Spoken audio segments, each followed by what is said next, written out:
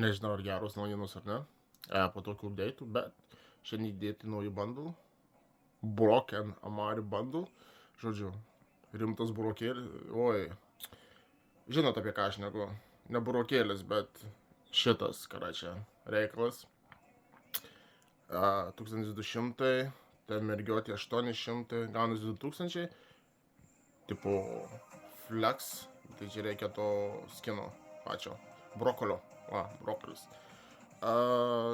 Visas bundle kainuoja 2000 V-bucksų, šiaip gal pusė velnio, to reikia atsidaryti, bet jis toks didokas, bet jau čia prie agurko daržovių stilių, žodžiu. Toliau grįžo mūsų šiukšlinė, pasilgta, galvoju, gal reiktų ir pasiimti bundle 1800, pati štuka 5.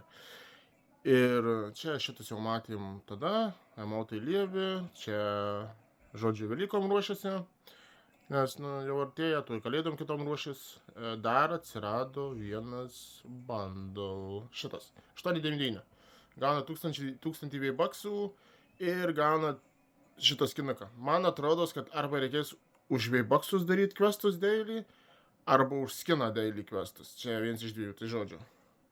Ponas Basasin, gerai čia.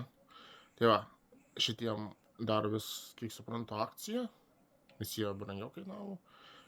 Taip pas mane doleriais, nes pas mane čia yra US accountas uždėtas. Tai va, jeigu ką pirksit, nepamirškit naudoti kreatoros kodą papukai, gerų pirkinių, o aš lėkiu pasiimsiu Basasino.